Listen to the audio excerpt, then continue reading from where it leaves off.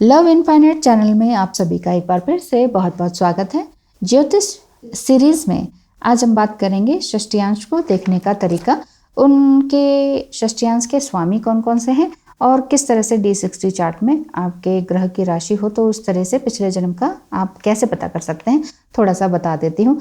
यदि आपको D60 chart से आपको पता करना हो कि आप किस राशि तत्व के हैं, साथ ही साथ किस राशि तत्व में आप पास्ट लाइफ में किस तरह के जातक रहे होंगे और इसी वजह से आपका जो ये वाला जन्म है इसी तरह का ऑलमोस्ट कनेक्टेड होता है, क्योंकि आत्मा तो वही रहती है ना। शरीर बदल गया, जेंडर बदल गया, जाति, रिलीजन, कंट्री सब कुछ बदल गया है, लेकिन आत्मा आपकी वही रहती है। तो आप बेसिकली कैसी आत्मा हैं यदि आपको जानना है और पिछले मानव जीवन में कैसी रही हैं तो ज़रूर कांटेक्ट कीजिएगा। सिंपल सा नंबर है 8307788247 पर मैसेज कर दीजिएगा प्लीज़।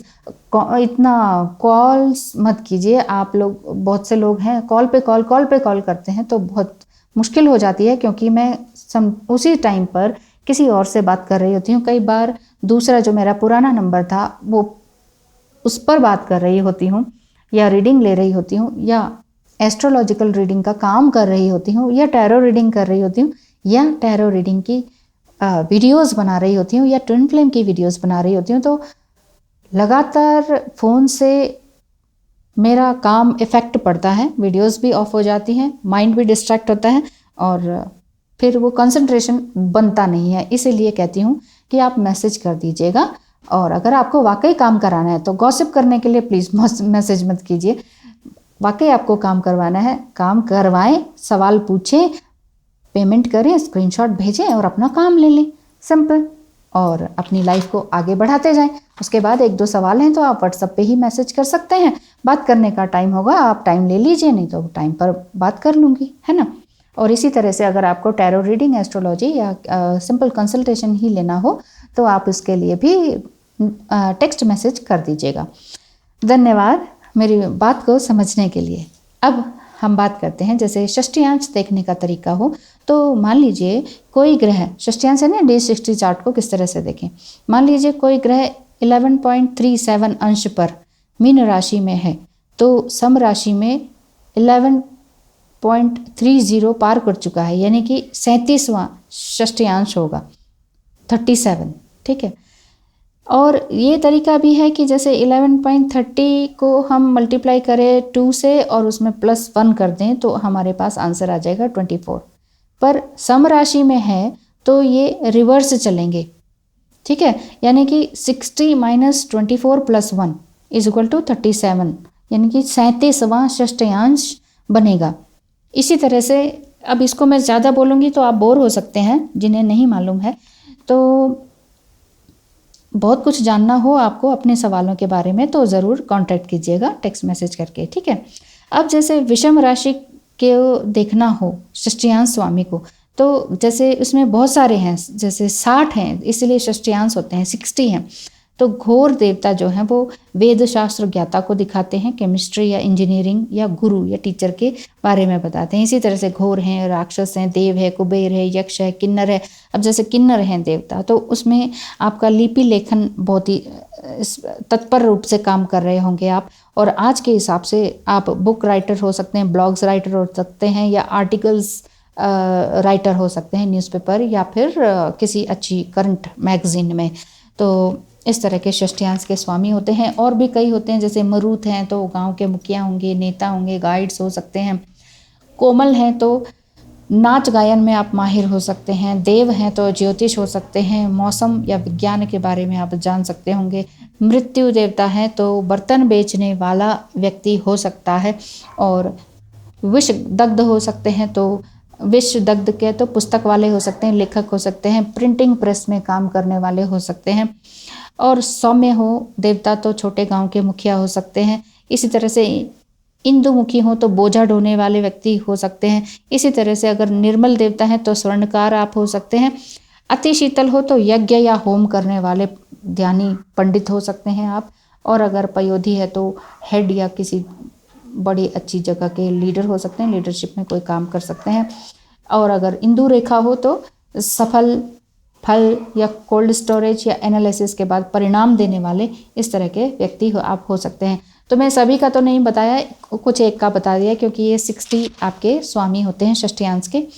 अब अगर मैं बात करूं कि D60 में लग्न में जिस ग्रह की राशि हो उसी के अनुसार पिछले जन्म का फल आपको मिलता है। जैसे लग्न में यदि शनि की राशि हो तो वैराग्य, और मंगल की राशि हो तो पराक्रम, बुध की राशि हो तो कम्युनिकेशन, और शुक्र की राशि हो D60 लग्न में तो इच्छाओं की पूर्ति आदि इस तरह का काम आपको हो सकता है।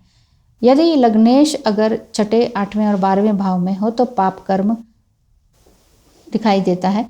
6th भाव में लग्नेश हो तो कोर्ट कचहरी से आपने अपने लोगों को दुख दिया हो, ऐसा हो सकता है। 6th भाव से देखें पिछले मानव जीवन में तो 6th भाव में कोई ना कोई आपने लग्नेश अगर आपका 8th भाव में हो 8th भाव में हो तो आपने पास्ट लाइफ में स्कैंडल किया होगा या किसी के स्कैंडल में साथ दिया होगा। 12th हाउस में यानी कि 12वें भाव में हो आपका लग्नेश तो पिछले मानव जीवन में आपने हिडन एक्टिविटीज़ कुछ की होंगी जो कि किसी और को नहीं पता होंगी। त्रिकोण भाव में अगर हो तो पास्ट लाइफ में बहुत ही भक्ति और डिवोशन या गुड डीड्स, बहुत ही अच्छे कर्म आपने किए हुए रह सकते हैं। और केंद्र भाव में हो तो करियर ओरिएंटेड आप पिछले मानव जीवन में भी रहे होंगे। तो बहुत डीप ज्ञान है। राशियों में ग्रहों का कनेक्शन अगर आपको देखना है, यदि आपका इसी तरीके से अधिक ग्रह हों तो जैसे धर्म, अर्थ, काम और मोक्ष को हम इस तरह से बांट सकते हैं, अग्नि तत्व, पृथ्वी तत्व, वायु तत्व और जल तत्व। यदि धर्म में देखा जाए तो अग्नि तत्व की राशि आ जाती है। तो अग्नि तत्व की राशियां अगर आपकी हैं जैसे मेष, सिंह और धनु, तो पास्ट लाइफ में रिलीजियस एक्टिविटीज़ में आप लिप्त रहे होंगे, मतलब अच्छे से काम किया होगा, धार्मिक अनुष्ठान आपने किए होंगे और व्यक्ति काफ़ी धार्मिक रहे होंगे। व्यक्ति यानी कि या फिर जातक, आप अगर आप अपना देख रहे हैं, आपकी अग्नि तत्व की राशि है तो राशियों के हिसाब से आपके ग्रहों का कनेक्शन पिछले मानव जीवन का ये भी देखा जाता है। पृथ्वी तत्व की राशि हो यानी कि अर्थ के भाव से देखा जाए तो वृष, कन्या और मकर पास्ट लाइफ में जातक बहुत ही मटेरियलिस्टिक रहे होंगे और पैसा अर्जित करने वाले रहे होंगे, करियर ओरिएंटेड रहे होंगे, इस तरह का हम जान सकते हैं। काम का देखें तो वायु तत्व की राशि इसमें दिखाई देती है जैसे कि मिथुन, तुला और कुंभ। तो पास्ट लाइफ में व्यक्ति बहुत ही कामी, भोगी, भ्रमित और इच्छा पूर्ति में ही लगा रहने वाला जातक हो सकता है। मोक्ष की बात करें तो जल तत्व की राशि हो जाती है इसमें। तो जल तत्व की राशियां हैं कर्क, वृश्चिक और मीन। तो पास्ट लाइफ में जातक मोक्ष की प्राप्ति की इच्छा रखने वाला रहता होगा और धार्मिक, दानी, उदार, कला में बिजी रहने वाला और योग में लिप्त रहने वाला, हमेशा योगा और मेडिटेशन और मोक्ष की बातें करने वाला व्यक्ति जल तत्व राशि इसमें दिखाई दे जाती है। तो इन सभी से और भी बहुत कुछ है, तो अभी की वीडियो के लिए इतना ही। थोड़ा सा और मैं एक लाइन और बोल देती हूँ। यदि त्रिकोण भाव बली हो तो शुभ ग्रह युक्त हो और शुभ ग्रह दृष्ट हो तो जातक पूर्व पुण्य के कारण इस जन्म में ज़्यादा तकलीफ से नहीं गुजरेगा। यदि त्रिकोण भाव निर्बल हो तो पूर्व पापों के कारण इस जीवन में संघर्ष बहुत ज़्यादा हो जाता है। तो इसीलिए हम ये जुटला नहीं सकते कि नहीं पास्ट लाइफ कुछ नहीं होती है, फ्यूचर किसने देखा है, जो भी है यही है। तो फिर ठीक है, ये अगर ये विश्वास भी बहुत अच्छा है, अगर जो भी है यही जीवन है, यही धरती है, यहीं पर स्वर्ग है, यहीं पर नर्क है, तो फिर कर्म अच्छे कीजिए ना। क्यों फिर बैठकर रोते हैं, क्यों किसी को ब्लेम करते हैं, क्यों किसी के लिए गलत सोचते हैं। तो फिर अच्छे अच्छे अच्छे बहुत ही सुंदर सदकर्म करते चलें, फिर कोई दिक्कत ही नहीं है। और अगर आप इस पर विश्वास रखते हैं तो इस चीज़ से रिलेटेड अगर आपके सवाल हैं तो फिर आप ज़रूर पूछेगा कि पास्ट लाइफ में हमने ऐसा क्या कर दिया था कि हमें इतने ज़्यादा संघर्ष करने पड़ रहे हैं, या फिर पास्ट लाइफ में हम ऐसे कौन थे कि इस जीवन में जब से हम पैदा हुए हैं तब से हमें लगता है कि जीवन सुंदर है, पृथ्वी सुंदर है। ठीक है, कुछ लोग अधर्मी होते हैं लेकिन हम कोई बात नहीं, हम उनसे कोई फ़र्क नहीं पड़ता है, हम तो अच्छे ही कर्म कर रहे हैं। हम तो बचपन से ही योगा, मेडिटेशन, भक्ति, पूजा पाठ, भगवान, मंदिर, मस्जिद, इन्हीं चक्करों में हम पड़े हुए हैं। हमें तो यही चीज़ बहुत सुकून देती है, हमें और कुछ चाहिए नहीं। बहुत से लोग होते हैं कहते हैं कि हमें तो शादी ही नहीं करनी, हमें ये बंधन चाहिए ही नहीं, हम जवान हैं, कर सकते हैं, हमारे लिए रिश्ते भी आ रहे हैं लेकिन हमें करना ही नहीं है, हम तो अपने आप में ही संतुष्ट हैं। तो ऐसा क्या किया हमने पिछले मानव जीवन में कि हम इस जीवन में संतुष्ट हैं, लेकिन हमारे पेरेंट्स परेशान हैं, वो कहते हैं शादी क्यों नहीं करते हो। तो इसी तरह से रिलेटेड अगर आपके सवाल हैं तो ज़रूर पूछिएगा, आंसर ज़रूर मिलेंगे, वो भी बिल्कुल accurate. Thank you so much, धन्यवाद।